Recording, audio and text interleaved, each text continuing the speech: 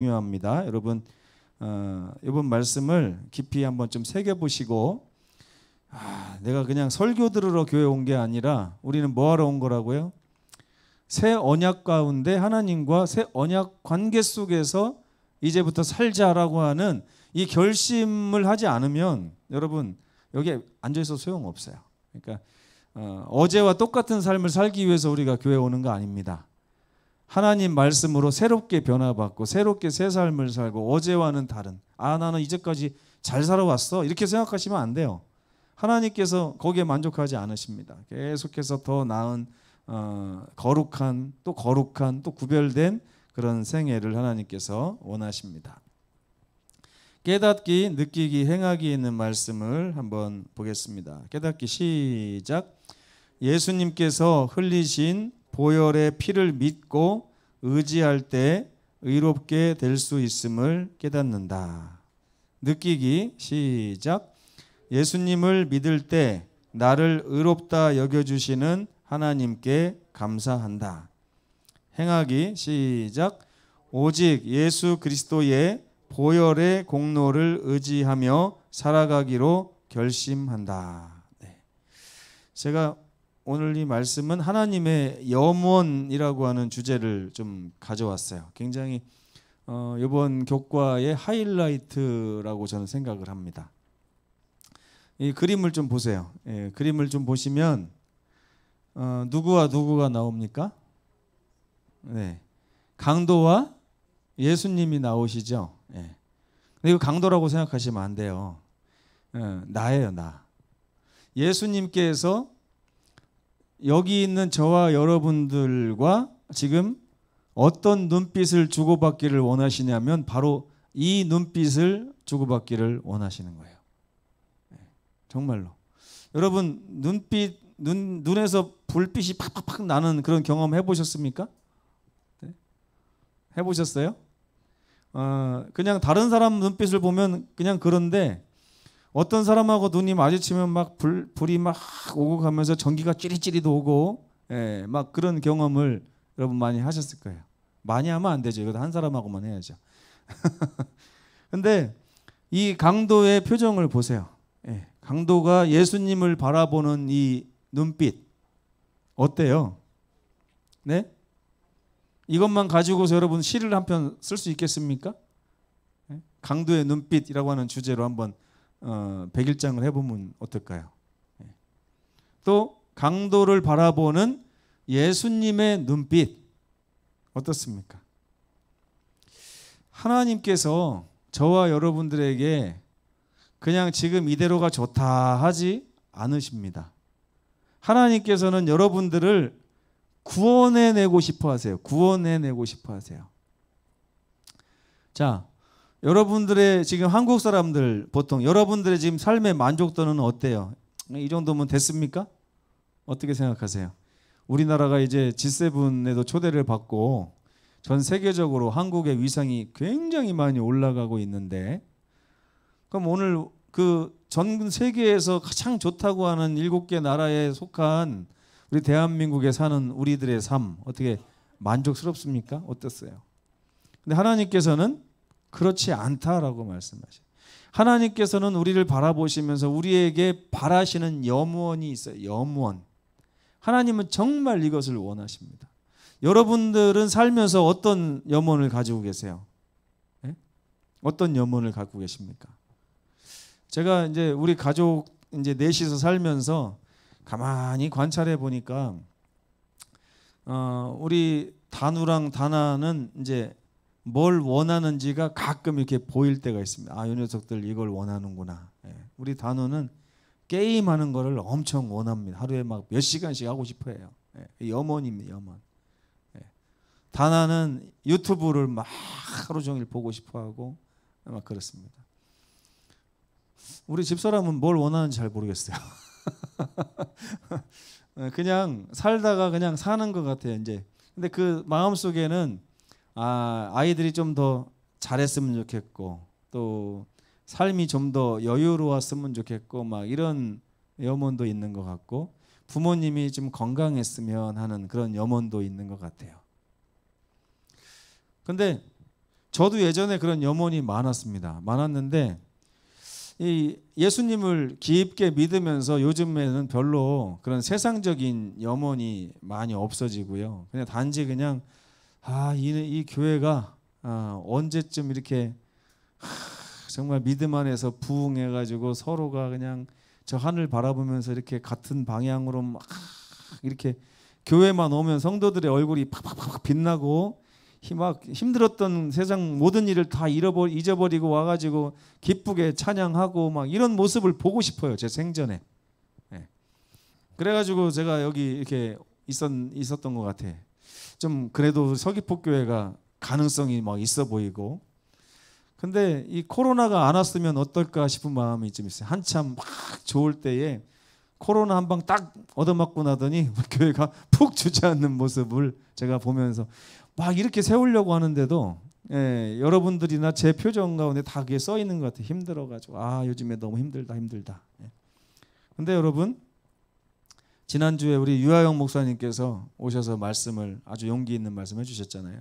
이 교회는 결코 무너지지 않는다. 하나님께서 붙들고 계시기 때문이다. 단지 우리가 하나님을 바라보지 않고 이 세상의 형편을 바라보니까 낙심에 빠지고 그렇죠? 용기를 잃어버리고 하는 것 같다는 생각을 저도 많이 했어요. 그래서 요즘에 요번에 안식일에 설교를 들으면서 나도 설교를 좀 들어야 되겠다. 매일 설교를 하기만 하니까 에너지가 좀 떨어지는 것 같아요. 누군가로부터 이렇게 기를 받아야 되는데 좀 그게 좀 필요하다는 생각이 듭니다. 그래서 지난번에 우리 정 장로님이나 박 장로님 설교 들으면서 제가 은혜를 많이 받았거든요.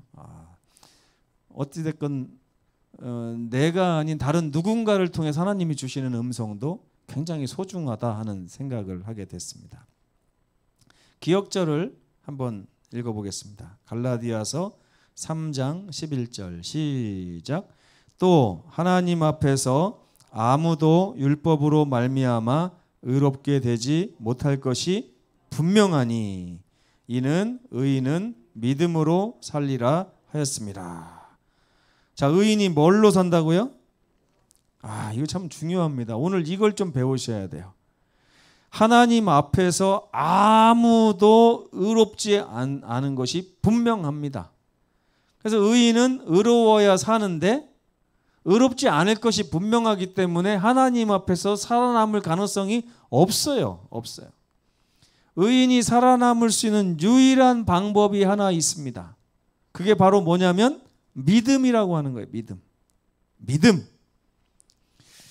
자, 여기서부터 우리들의 딜레마가 이제 시작이 됩니다.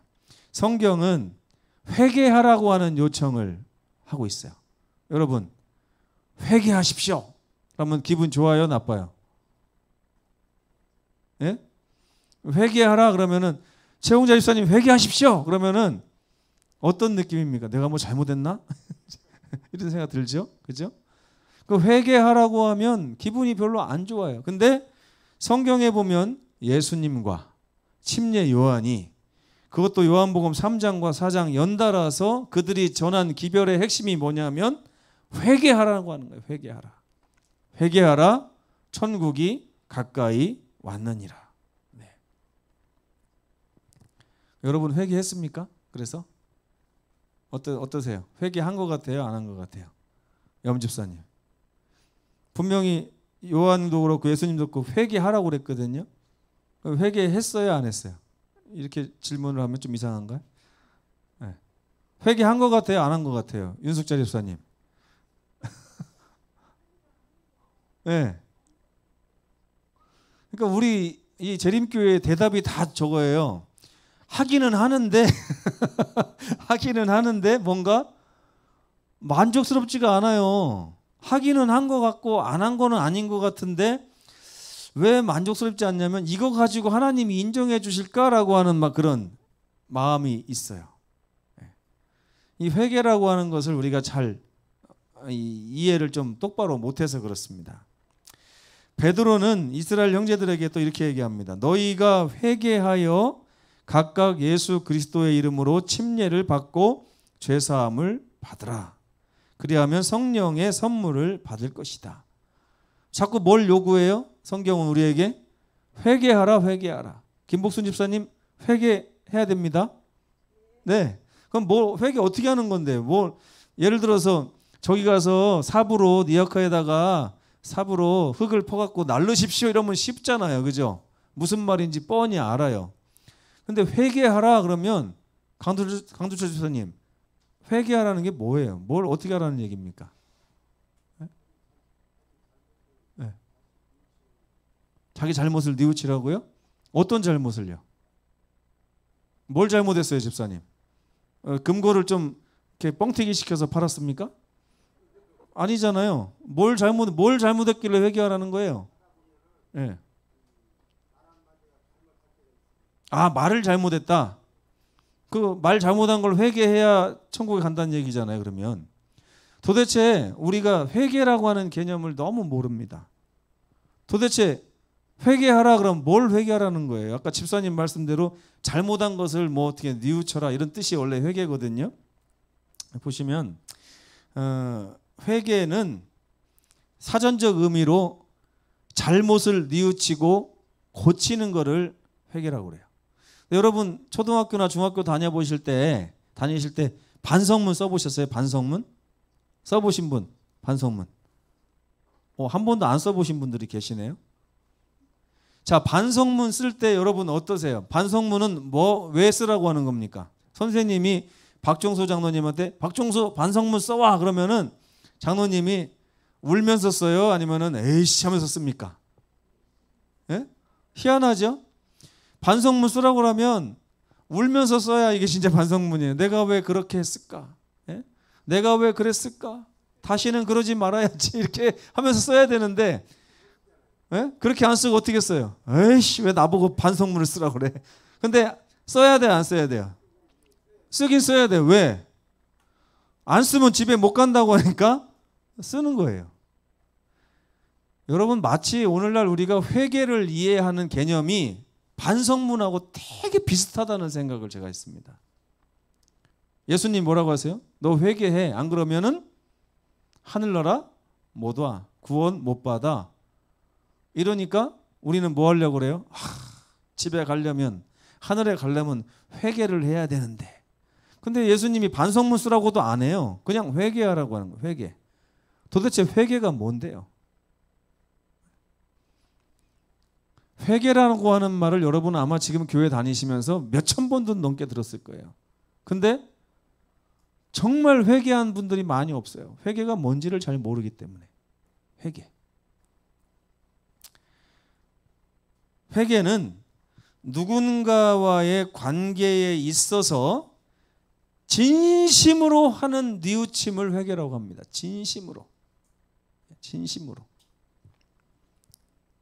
제가 삶에서 회개해 본 경험이 몇 번 있어요. 자, 이 얘기 별로 하기를 원치 않아요, 제가. 왜냐하면 그냥 누가 좀 들으면 안 될 것 같고 그런 생각이 들어요. 여기 보면 누가복음 22장에 주께서 돌이켜 베드로를 보시니 베드로가 주의 말씀이 생각났어요. 어떤 말씀이요? 오늘 닭이 울기 전에 네가 나를 3번 부인할 것이다. 이게 무슨 말이에요? 베드로는요, 이 세상에서 자기가 예수님을 가장 사랑한다고 맨날 떠들던 사람입니다. 맨날 떠들던 사람이에요. 근데 예수님께서 성만찬을 하신 다음에 네가 오늘 닭이 울기 전에 3번 나를 부인하리라 했더니 그렇지 않습니다. 모든 사람이 주를 버려도 저는 주와 함께 죽을지언정 절대 그럴 사람이 아닙니다.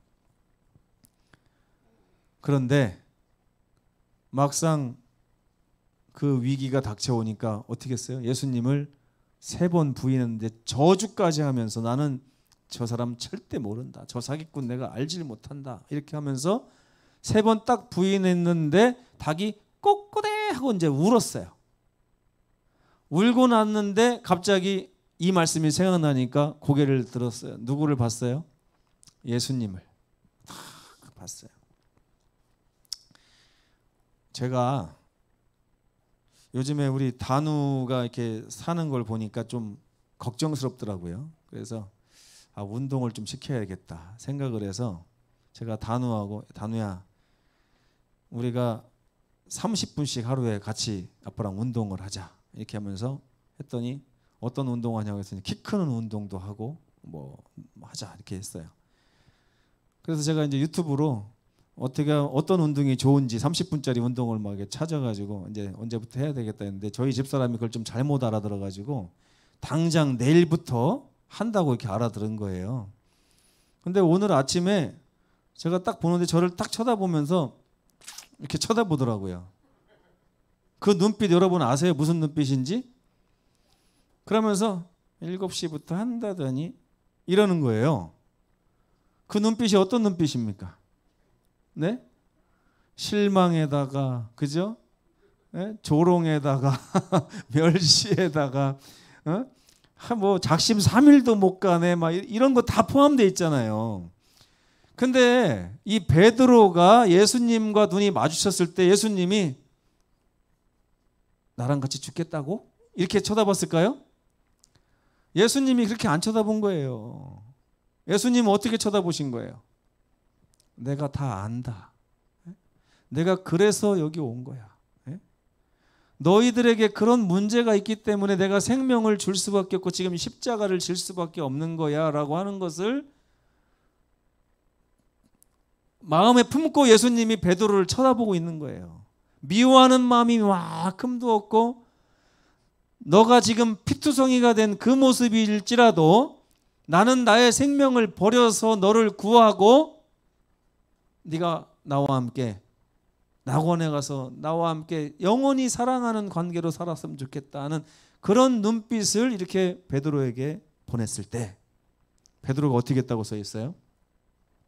밖에 나가서 심히 통곡.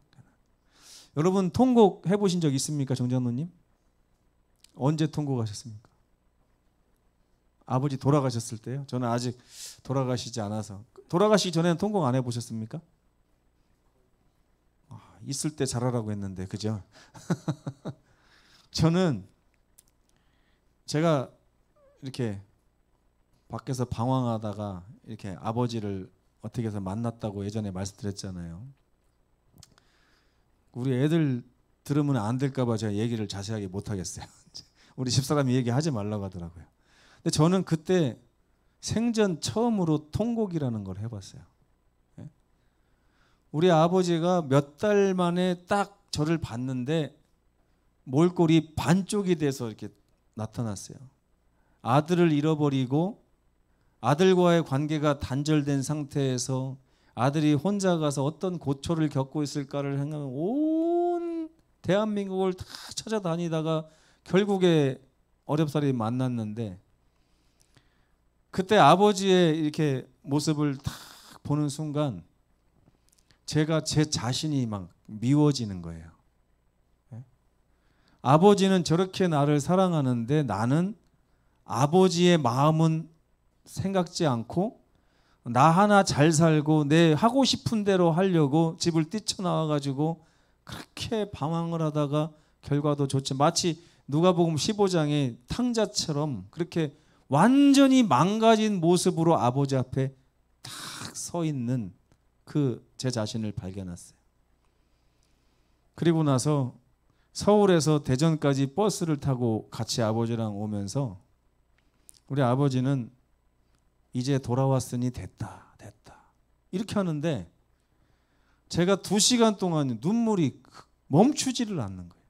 눈물이 그냥 막 죽고 싶고 내가 다시 한번 아버지 마음을 이렇게 후벼파면 내가 인간도 아니다 그런 생각을 그때가 진짜 20대 초반이었나 그랬던 것 같아요. 정말 태어나서 그렇게 심하게 울어본 적도 없었고요. 그 눈물은 지금까지 그 감정이 남아있어요 여기에. 그래서 아버지 볼 때마다 늘 제가 생각하는 게 다시는 아버지의 마음을 속상하게 하지 않겠다. 그게 제가 사람으로 태어나서 정말 사람과 사람과의 관계 속에서 정말 뼈저리게 해본 회개였어요. 근데 이 회개가 대단하더라고요. 왜냐하면 그 후로는 정말 단 한 번도 아버지 마음을 속상하게 제가 한 적이 없어요. 그러니까 저는 성경에서 우리가 죄인이잖아요. 죄를 지을 수밖에 없는 죄인인데 우리는 회개했다고 해놓고 또 죄를 범하고 회개했다고 하고 또 죄를 범하고 계속 이러고 살아요. 이게. 그러면서 뭐라고 변명하냐면 우리 인간은 연약하니까 이렇게 죄인이기 때문에 이런 걸 알고 주님께서 돌아가셨다. 이렇게 위안을 삼습니다. 아니에요. 아버지에 대해서 아버지가 나를 사랑하시는 그 사랑을 깨닫고 마음 깊이 그 깊은 통해 가운데서 주님을 얼굴 한 번만 바라본 사람은 여러분 이 베드로가 이후에 죄 범했다는 얘기가 나옵니까? 안 나옵니까? 아예 안 나오지는 않아요. 근데 그렇게 하는 것이 아버지의 마음을 슬프게 한다는 것을 몰라서 그런 거지 아버지의 마음이 어떤 거라는 걸 알고서는 안 그랬습니다. 예를 들면 이방인들과 같이 식사하는 걸 베드로가 좋아했어요? 싫어했어요? 회개하고서도 싫어했어요. 꺼려했어요. 왜요? 이방인들과 가까이 하면 내가 더러워진다고 생각했어요. 그게 아버지를 기쁘게 하는 행동이라고 생각을 한 거예요. 그런데 꿈에서 하나님께서 보여주셨죠. 예? 내가 거룩하다는 것을 네가 속되다 하지 말아라. 그렇게 아버지 뜻을 딱 알고 나니까 베드로가 뭘 깨달아? 아, 아버지의 마음이 이게 아니고 이거였구나 하는 걸 깨달은 다음부터는 절대 그 일을 반복하지 않습니다. 이게 회개한 자의 특징이에요, 여러분. 예?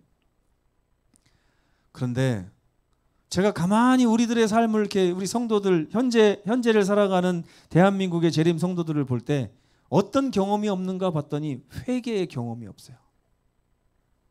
내가 저렇게 아버지를 찔렀구나. 내가 저렇게 예수님을 죽였구나 하는 그 회개의 경험이 없다 보니까 우리가 여기에 너무 약함을 드러내는 것입니다. 회개는 반성문이 아닌데 우리는 늘 신앙을 반성문 쓰듯이 하고 있어요. 반성문 쓰듯이. 근데 옛 언약이나 우리가 배운 옛 언약이나 새 언약, 구약과 신약에서 주어진 구원의 방법은 같아요. 하나님이 저와 여러분을 구원하시는 방법은 언제나 같습니다. 그게 뭔지 아세요? 하나님이 어떻게 우리를 구원하려고 하시는지 아십니까? 믿음입니다. 믿음. 무슨 믿음이냐? 하나님과 예수님에 대한 절대적인 믿음과 신뢰예요. 근데 이것이 우리 속에서 스스로 나오지 않기 때문에 하나님께서 구속의 사역을 준비하신 것입니다. 요한복음 14장 1절에 보면 너희는 마음에 근심하지 말라. 하나님을 믿으니 또 나를 믿으라. 그래서 이 구원이라고 하는 개념은 뭐냐면 하나님과 마음이 합해지는 경험을 구원이라고 그래요. 다른 말로 하면 하나님이 기뻐하시는 걸로 인해서 나도 기뻐하고 내 기쁨이 하나님의 기쁨이 되고 나의 관심이 하나님의 관심이 되는 것이 구원입니다. 그런데 이 죄인들은요 하나님하고 관심사가 달라요. 하나님은 전혀 다른 곳에 관심이 있는데 여러분 지금 이번 주 지금 3일 동안 살면서 3일 동안 관심이 어디가 있었는지 한번 스스로 생각해요. 나는 관심이 어디가 있었나? 가족에게도 가 있고 직장에게도 가 있고 다 가 있어요. 근데 한 번이라도 우리가 하나님은 오늘 뭐 하시는가? 하나님께서 나에게 원하시는 게 뭔가? 이런 쪽으로 마음이 가지라는 이 마음이 안 가는 것이 죄인들의 가장 큰 문제예요. 죄인들의 가장 큰 문제. 제가 아이들 키우면서 점점 아이들의 그 본성이 드러나는데요. 그 본성이 뭐냐면 엄마 아빠가 바라는 그 바람에 관심이 별로 없어요. 어떻게 하면 자기가 하고 싶은 거, 내가 원하는 거 이런 것만 생각하지 엄마 아빠가 어떻게 할 때 기뻐하고 엄마 아빠를 행복하게 해주는 것이 나의 행복이고 이런 게 점차 사라져요. 아이 때는 안 그랬는데 요즘에는 온통 자기들한테 관심이 가 있어요. 그래서 이게 죄인들의 특징이구나 하는 걸 제가 많이 깨달았습니다. 만약에 하나님과 예수님에 대한 신뢰와 믿음을 회복하지 못한 그런 분들은 하늘에 가도 전혀 행복할 수가 없습니다. 적합하지가 않아요. 왜?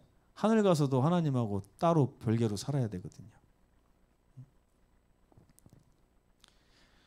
그래서 하나님께서는 우리들의 고장난 마음을 고쳐야만 우리가 구원받을 수 있다는 것을 너무나 잘 알고 계십니다. 고장난 마음. 우리 마음이 어떻게 하고 있다고요? 고장나 있어요. 고장나 있어요. 그래서 하나님께서 우리의 마음을 고치시고 싶어 하시는 게 이게 하나님의 염원이에요. 하나님의 염원. 근데 요한이 이렇게 말합니다. 보라, 세상의 죄를 지고 가는 하나님의 어린 양을 보라. 저는 예전에 이 말씀 읽으면서도 한 번도 마음에 감동이 온 적이 별로 없어요.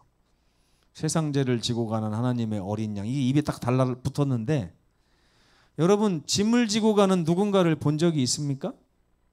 있어요? 요즘에 막 나가보면은 박스를 줍는 노인들이요, 이 언덕, 서귀포 언덕 거기를 박스를 이렇게 끌고 이렇게 갈 때마다 제 마음이 참 아픕니다. 그분들이 그렇게 일해가지고 버는 돈이 하루에 2,000원, 3,000원 그렇대요. 그래서 밥을 못 사 먹어요. 밥이 너무 비싸서. 그런 짐을 자기 자신을 위하여 끌고 가는 할머니를 볼 때도 제가 마음이 아픈데, 예수님은 무슨 짐을 지고 가시냐면 내가 져야 될 나의 죄짐을 예수께서 짊어지고 가시고 있는 모습을 보라고 하는 거예요. 이걸 안 보는 사람은 희망이 없다는 것이 성경의 기별입니다. 여러분. 여러분 보고 계세요? 보고 계세요?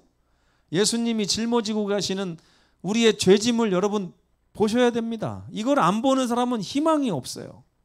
날마다 자기 생각밖에 안 해. 나 아픈 거, 나 괴로운 거, 나 외로운 거, 나 배고픈 거, 이거밖에 모릅니다. 근데 나 때문에 예수께서 그걸 짊어가시면서 얼마나 그 모진 고초를 당하시면서 그래도 나를 살리시고자 하는 그 예수님의 눈빛과 내 눈빛이 마주치지 않으면 여러분 안 됩니다.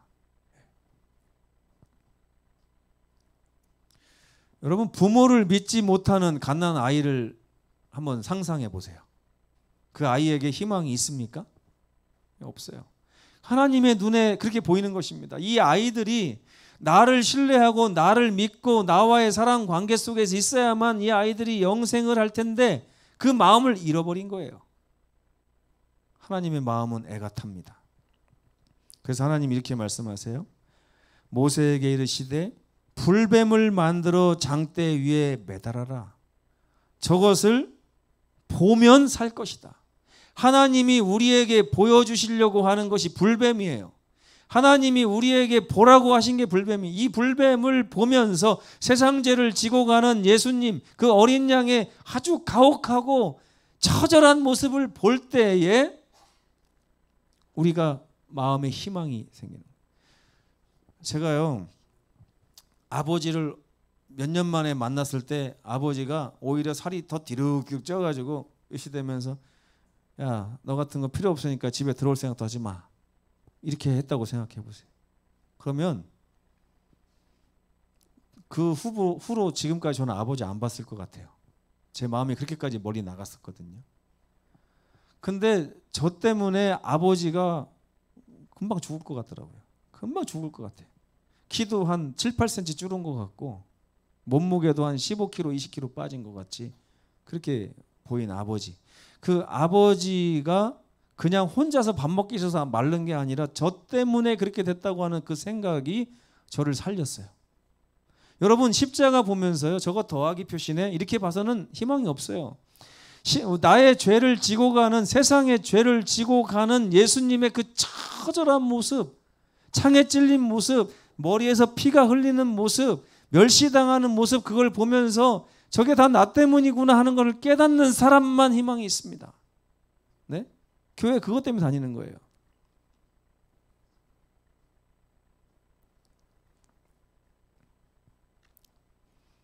근데 제가 가만히 생각해 보니까요, 구원은 그동안 저는 구원이 제가 해야 되는 어떤 숙제처럼 느꼈을 때가 많았어요. 아, 내가 회개해야 되는데, 내가 잘 믿어야 되는데, 내가 뭐 어떻게 교회 열심히 다녀야 되는데, 이런 생각을 했는데 가만히 보니까 이 구원은 하나님 발등에 떨어진 문제더라고요. 하나님이 자식을 잃어버렸어요. 자식의 마음을. 자식이 아버지를 존경하고 신뢰하고 믿는 마음을 상실하고 나니까 이 자식들이 멸망을 향해서 달려가는 모습을 하나님이 정말 슬픔 가운데 지켜보고 계신 그 현실이 바로 오늘날 현실입니다. 하나님의 속죄는 변질되어 버려서 의심과 불신으로 가득 찬 자녀의 마음을 치료하고 회복하는 것이었어요. 바로 저와 여러분들의 이 메마른 마음을 하나님께서 회복시키고 싶어 하신다는 거예요. 방법이 무엇입니까? 세상 죄를, 우리들의 모든 죄를 우리 대신 짊어지시면서 참 매맞고 멸시당하고 고초를 겪는 그 예수님의 모습을 우리로 하여금 바라보게 하는 거예요. 제가 가만히 봤더니요, 예수님이 십자가 바라보라고 한 게 아니더라고요. 불뱀 바라보라고 한 게 아니에요. 너희를 구원하기 위해서 예수께서 당하는 그 모진 고초 당하는 그 처참한 모습을 너희가 봐야만 예수님에 대한 너희의 마음의 태도가 바뀐다 하는 것을 하나님이 너무나 잘 알고 계신 거죠. 근데 우리가 그걸 안 봅니다. 제가 그동안 설교하면서도 왜 나는 그 처절한 예수님의 그 고초를 보여주지 못하고 그 사랑을 보여주지 못했을까 하는 그 생각을 많이 했습니다. 고린도후서 4장 6절에 보면 사도 바울이 이렇게 얘기합니다. 어두운 데에 빛이 빛이라 말씀하셨던 그 하나님께서, 어두운 데가 어디입니까? 저와 여러분의 마음의 마음. 어두워요. 너무 어두워요. 이 어두운 곳에 예수 그리스도의 얼굴에 있는 하나님의 영광을 아는 빛을 우리 마음에 비추시는 것이 하나님의 일입니다. 하나님은 지금 비추셨어요. 어디를 통해서? 십자가를 통해서. 십자가를 바라볼 때 여러분 그냥 바라볼 것이 아니라 나 때문에 하나님이 어디까지 내려가셨고 얼마나 모진 고초를 당하셨고 얼마나 그 마음의 처절한 고통 가운데 그 길을 가셨는가. 오죽하면 피땀까지 흘려가면서 그 길을 가셨는가. 이게 남 얘기가 아니라 내 얘기가 될 때 우리가 비로소 구원받는 것입니다. 여러분, 제가 가만히 보니까 우리 아직 구원받은 사람이 없는 것 같아요. 저부터가. 우리 아직 구원받지 못했습니다. 하나님은 우리를 구원하셨는지 모르지만 우리는 그 구원을 아직 받지 못했어요. 왜? 십자가 볼 때마다 내가 하나님한테 잘해야지 이 생각 아무도 안 해요. 보니까. 저는 우리 아버지 볼 때마다 자꾸만 더 늙어가는데 나에게 시간이 얼마 없구나. 우리 아버지에게도 시간이 없고 어떻게 하면 좋을까? 어떻게 하면 좋을까? 목회를 그만두고 그 옆에 가서 날마다 효도를 해야 될까? 막 그런 생각도 들고 그래요. 여러분, 하나님의 마음이 우리 마음에 이렇게 비춰지기를 저는 참 바랍니다. 십자가의 예수님을 묵상해 보시면 좋겠어요. 만약에 여러분이 여러분을 향한 하나님의 사랑을 깨닫게 된다면 아주 깊은 슬픔과 탄식을 경험하게 될 것입니다. 하나님께서 여러분을 얼마나 좋아하시고 얼마나 사랑하시는지를 알게 된다면, 그리고 얼마나 여러분을 다 일일이 구원하시기를 원하시는지를 알게 된다면 여러분은 지금 그 서 있는 길에서 돌아서게 될 것입니다. 이게 바로 회개예요. 회개. 십자가의 예수님을 보시기 바랍니다. 그분을 내어주신 아버지의 마음을 헤아려 보시면 좋겠어요. 그것만이 여러분이 구원을 받을 수 있는 유일한 길입니다. 이걸 모르면 아무도 구원받은 거 아니에요. 믿습니다. 소용없어요. 마음속에서부터 아버지가 사랑스럽고 아버지가 감사하고 마음속에서부터 아버지가 정말 고맙고 거기서부터 흘러나오는 기쁨이 내 삶을 가득 채울 때 그게 진정 구원받은 자들의 누리는 삶입니다. 자기 아들을 아끼지 아니하시고 우리 모든 사람을 위하여 내주신 일을 생각해 보시기 바랍니다. 우리를 위해 자기를 낮추시고 죽기까지 복종하신 예수를 생각해 보시기 바랍니다. 여러분의 마음속에서 그 깊은 곳에서 영생하도록 솟아나는 샘물, 그 샘물을 한번 느껴보시기 바랍니다. 그게 바로 구원의 샘물입니다. 하나님께서는 오늘 저와 여러분의 마음에 그 샘을 터뜨리시기를 원해요. 제가 왜 그렇게 이스라엘 백성들의 삶 가운데 하나님이 바위에서 자꾸 물을 내나 했더니 그 바위이신 예수님으로부터 나오는 생수가 있어요. 그 생수가 우리 마음에서 터져 나오지 않는 한 아무도 구원받은 게 아니라는 것을 제가 깨달았습니다. 여러분, 교회 나온다고 구원받은 거 아니에요. 하나님에 대한 우리 마음에서 우러나오는 정말 이 십자가에 대한 반응, 이것이 우리를 구원받은 백성으로 나타내는 증거가 되는 것입니다. 십자가의 예수님을 함께 묵상하는 귀한 한 주 되시기를 바랍니다. 기도하시겠습니다. 고마우신 우리 아버지 하나님, 우리 마음이 어둡습니다. 10년, 20년을 성경을 읽고 십자가를 본다고 했지만 여전히 우리는 아버지 마음에 원하는 그런 소원을 헤아리지 못하고 여전히 탕자가 되어 다시 한번 집을 나가 방황하는 그런 모습으로 우리가 이 삶에 서 있습니다. 아버지, 코로나 어려운 시기에 아버지를 사랑하는 백성은 어디 있습니까? 무너져가는 아버지의 집을 세우고자 자기를 희생하고 아버지와 동역하는 백성은 어디 있습니까? 아버지, 우리를 불쌍히 여겨 주시옵소서. 우리가 십자가를 보고자 하오니 십자가를 보고자 하는 마음을 성령을 통해 일깨워 주시고 세상 죄를 지고 가는 하나님의 그 슬픈 어린 양을 바라보며 마음에 베드로와 같은 깊은 탄식과 통곡할 수 있도록 은혜 더하여 주시옵소서. 이것이 우리의 죄인들에게 있는 유일한 희망이고 소망임을 우리가 알고자 합니다. 아버지, 도와주시옵소서. 우리 서귀포교회를 다시 한번 부흥시켜 주시고 주님께서 늘 기뻐하시고 영광 받으시는 그런 교회로 삼아 주시옵소서.